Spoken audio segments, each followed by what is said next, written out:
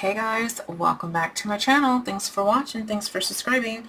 I am here as a mystery designer for Tamika, who's Tamika Sending Smiles. Her mystery swap. Super fun swaps. I love a mystery swap.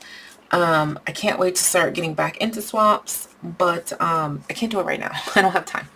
But so what I came up with for this mystery swap item is a very fun peekaboo ephemera goodie box, right? You can put ephemera in here. You can fill this up with any type of Happy Mail rosettes and flowers and bows and whatever you want to put. You can even put a little mini album in here, and it has a little peekaboo right here so you can kind of show off a little bit of what you made. Now, packaging to me is one of the most important parts of a swap, right? But sometimes we don't want to spend a lot of time on packaging because we just spent a lot of time on our swaps, right? So we're going to make this box where we're going to do it fairly quickly. I do have 3 books. Here are my 3 books. This is my fold flat box template, my most favorite box to make. And that's what this is. We call it a fold flat because you can close it, or close it. We can open it, fold it, and it's flat. Store it, you're good to go. You can make a ton of these ahead of time and just store them all flat. All right. My next box is the pizza box style box. It's the purple book, and then the yellow one is the lidded box template. Okay. We're going to use this one. And so I've been playing around with the box because there's 2 different measurements. If you want to do it 4 by 6, you are going to need 11 by 9 inch paper, which the majority of your designer paper is going to come 12 by 12. And so you can get that extra little half an inch in there if you're using a 12 by 12 sheet of paper, right? My other size was this size, the 4 by 5.5. Yes, I did it twice. This was actually something different, and then I realized it was the same. But anyway, so we're going to do this measurement. We're going to do the 8.5 by 11 because majority of people have 8.5 by 11 paper, and it's just a half an inch shorter. So, you know, if you have my box template, you can make these as big or as small as you want. But today we're going to do this specific box, which is 4 by 5.5. Okay, so let's take out some pens here.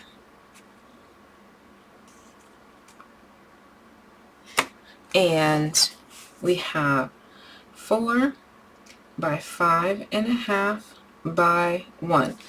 So use these templates, like I said, to work it out. Like I used it first to work it out, and then I saw it's going to be too big for the majority of people, so I just redid it. It's 75 pages, so you have plenty. Anyway, so she's thick, 1 inch, 1 inch, 1 inch, 1 inch, 1 inch. My flap, half an inch, half an inch. Oh, well, let's keep going with this. Left to right is 4. My up and down is 5.5. Whole numbers are my favorite to math because they're easy. Okay, so 1 plus 4 is 5, 6, 10, 11 is my left to right. And my up and down is 5.5, 6.5, 7.5, 8.5, 8.5. Okay. So look at my book. What is the bigger number? The red. It's going this way. So we need to make our measurements this way. So 1 inch plus 4 is 5, plus 1 is 6, plus 4 is 10. Whole numbers. Love it.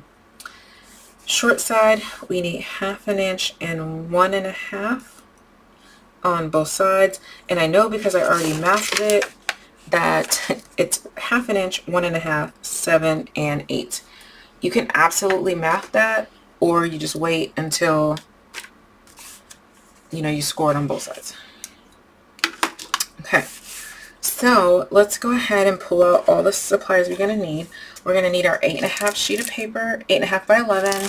Like I said, I'm going to just directly go on my Cardstock, Echo Park, my Echo Park paper, because this paper is thick enough for boxes. But if you don't have a thick paper, then use your cardstock and decorate. Okay. You're also going to need your corner rounder. You're going to need a piece of acetate. You're going to need your X-Acto knife, if that's how you like to cut out your centers, or your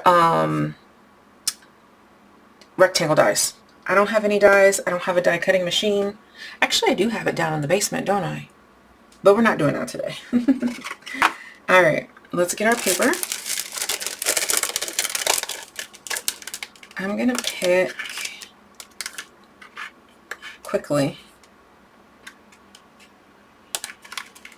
I know I said quickly, but I didn't prepare before this video, obviously. I'm going to pick the paper that I wanted to pick is actually on the back of the cards. I wish they would just put like a solid color on the back of the cut aparts, because I wanted to pick these butterflies.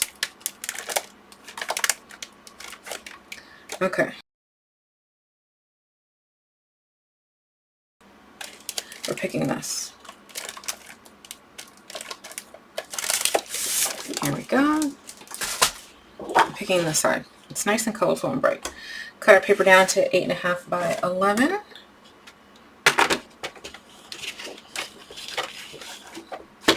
To take my branding strip off first. Oh, there's a piece of acetate in there. Alright, so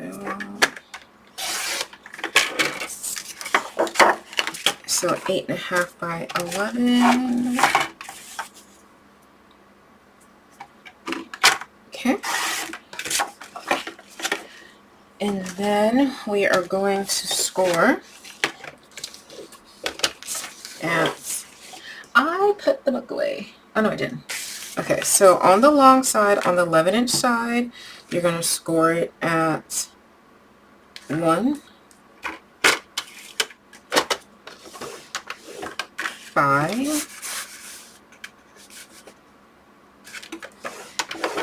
6. I learned that I have to open my arm to do the 6-inch mark, or it's slightly off. And 10.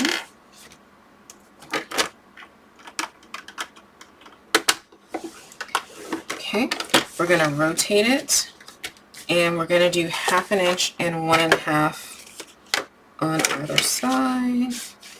So 1/2 inch, 1.5,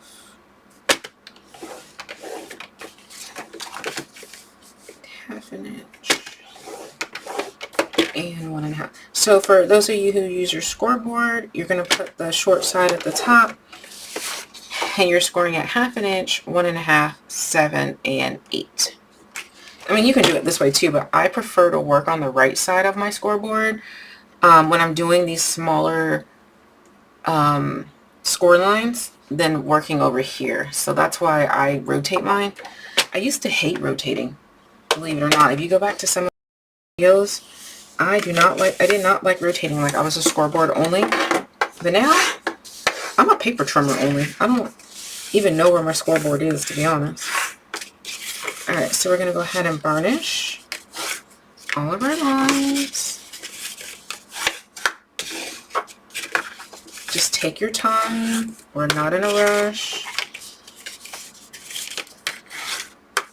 Okay. I couldn't see my lines. I was like, wait a minute, this don't look right. Okay. Okay. So I got all my lines. Now I know it's a little bit hard to see because of the wild paper, but we're gonna cut. Let me do this. let me make these just a little bit darker so you can see what I'm on about.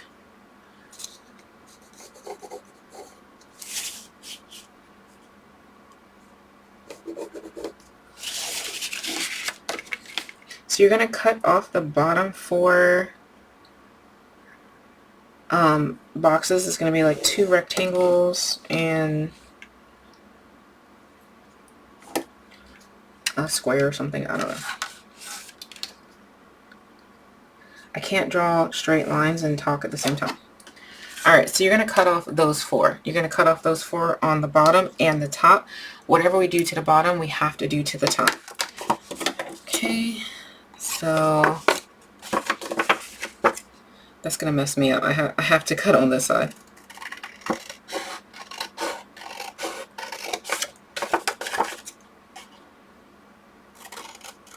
Okay, so we just cut out those 4. We're going to do the same thing for the top. Take your time cutting. If you don't trust yourself cutting straight with scissors, use your paper trimmer or an X-Acto knife or whatever. Okay, so we're back here. This is our starting position. You're going to go to this next score line. You're going to cut up that score line. You're going to cut off half of your tab, and you're going to miter, and you're going to miter. Okay, you're going to cut up this next score line. You're going to cut off half, and you're going to miter, and you're going to miter. I need to move my mat up so I can see when I'm in frame. Alright, what we did to the bottom, we need to rotate and do this.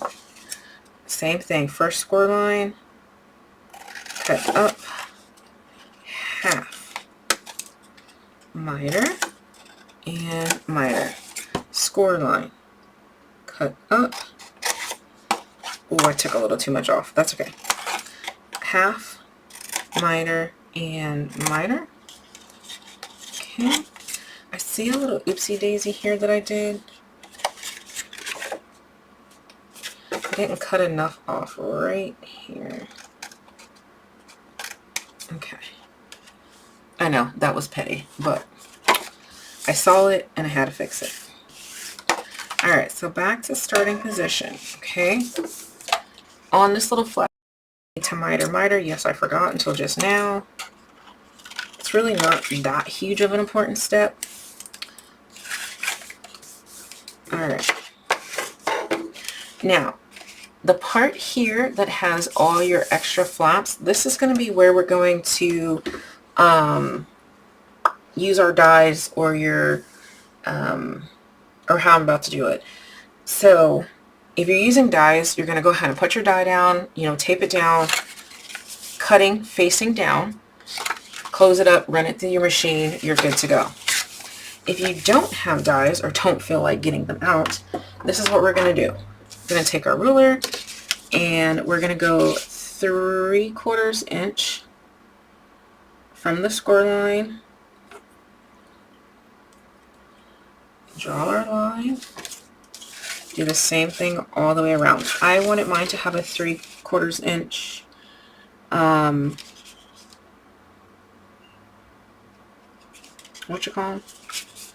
base. If you want less or more, that's completely up to you. Oh, I think my shelves are here. I can't see on this paper. You can always make your template, which I think I'm just going to use the template from that because I can't see.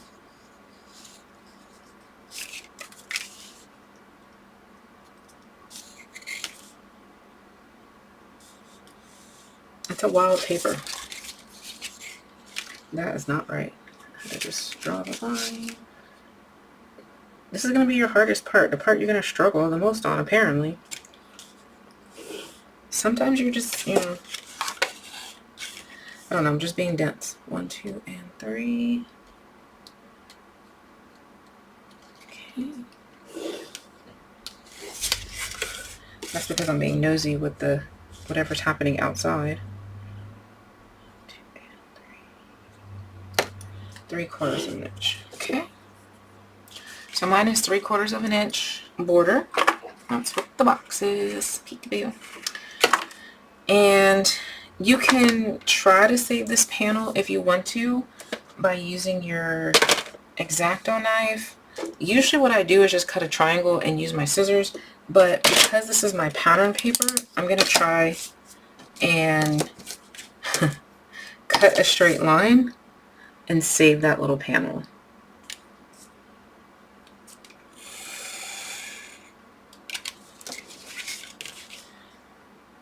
But you can always just, you know, cut it out using your paper trimmer, using your scissors. Die cuts are going to be your easiest, probably. Okay, and here we go.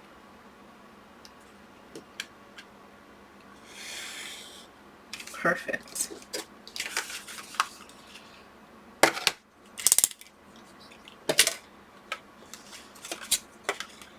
Alright, and all I'm doing is taking my scissors and just kind of cutting out where I didn't quite reach the corner.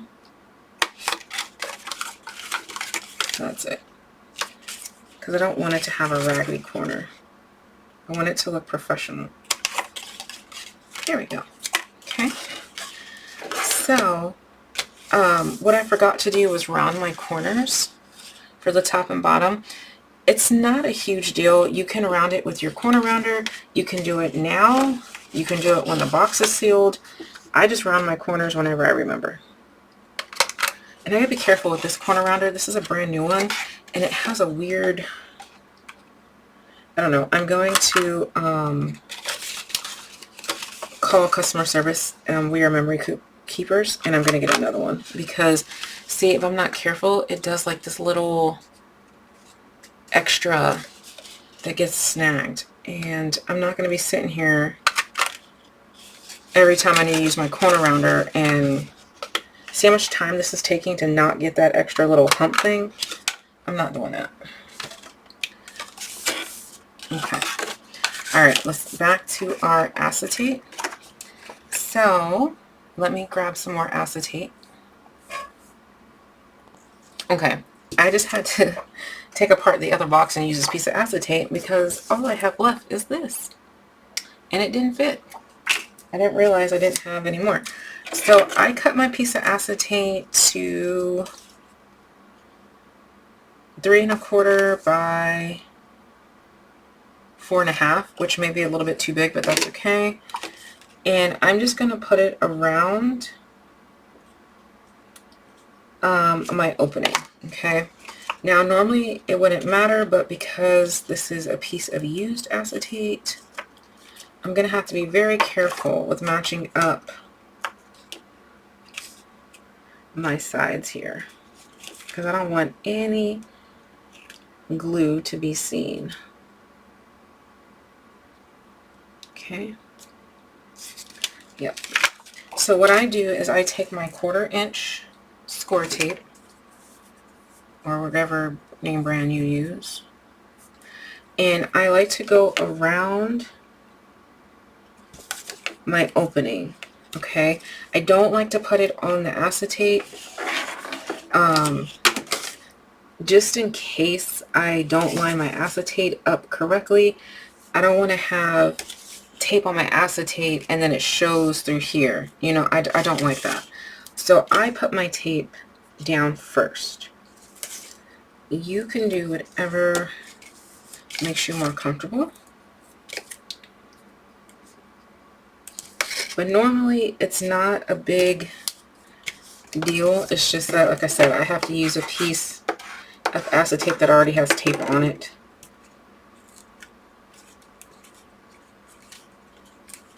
Because I can't find the rest of my acetate. Okay.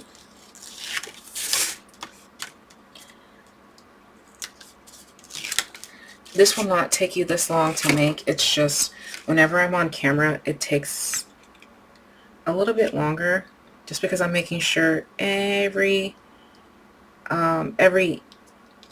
step is fully explained and every craft level can follow along. Okay, there we go. Now we're going to go ahead and put our box together. So again, let's come back over here. We're going to glue our thing. This makes an awful scratching noise, this glue.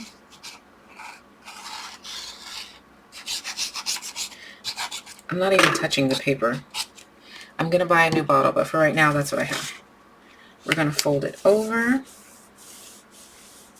And if you cut and measured correctly, it will line up perfectly and it will lay flat.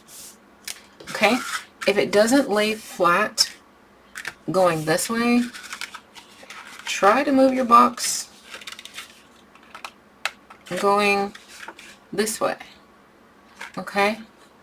Mine decided that it doesn't.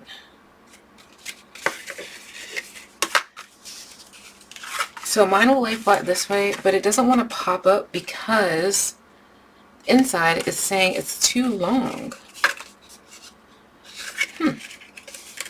That just means I mismeasured, which is fine. So you're just going to force it. Normally I cut off that little bit. Now you can kind of see that easy. Normally I cut off that little bit, but today I forgot. And guess what? We are not going to worry about it because it does not affect the box. All I had to do was just force it, manipulate your paper, and, you know, use your bone folder. So the inside has a little extra folded bit. Who cares? Not me. Did not affect my box at all. So now carefully put your box together. And you have a beautiful peekaboo box. Look at how gorgeous. Take your stickers, the cut parts. We're going to decorate it. I'm going to do that off camera, but you'll see it. See how easy that was. And again, it will probably take you about 10 minutes to make the box. But let me go ahead and decorate it. Before I decorate it, I want to show you. See, this is what I was talking about with why I don't like to put my tape on the acetate first. Because you can see the tape right here. So I'm going to cover that with a flower or something from the paper collection, but I wanted to show you that. And the reason why we also love full flat box is because now I can decorate and the box is flat. I don't have to worry about it being built up or decorating it before we even know if the box works or whatever. That's why I love full flat boxes. But I think this is going to be my top. So I definitely need to put something up here to cover that up. So it's really easy to cover up any oopsie daisies. Alright, and since I am a minimalist, clean and simple crafter, this is how I chose to decorate mine. I put some little gold gems on there, and I made a little thread bow. And it's supposed to be like that, but they just want to go together, it's fine. Thought this was so super cute. I covered up the oopsie daisy with the little butterfly. I might cut these off. I thought it was cute before, but now I'm not sure about like the strings or not. I added a little spring, but how cute is this? The possibilities are endless. Put your goodies in there, and it is a beautiful peekaboo box. All right, thanks for watching, guys. I hope you enjoyed the swap. Bye.